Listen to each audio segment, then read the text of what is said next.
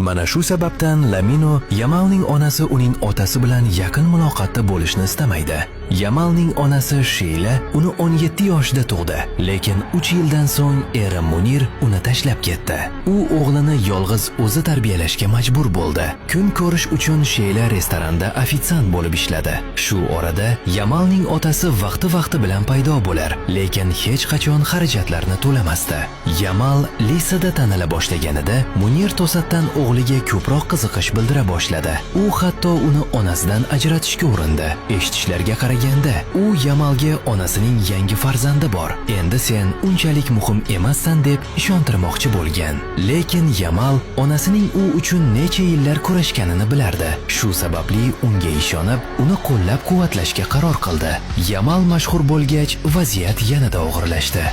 Munir endi yangiliklarda va ijtimoiy tarmoqlarda tez bo'lib, o'g'li bilan surat e'lon qilib, tadbirlarga borib, Yamalning shuhratidan foydalanib, e'tibor tortmoqda. U hattoki futbolchi bo'lgandek imzo ham berib yurdi. Bu xatti-harakatlar Yamalning obro'siga zarar yetkazdi va tanqidlarga sabab bo'ldi. Shuning uchun Sheyla Munirdan uzoqroq turadi.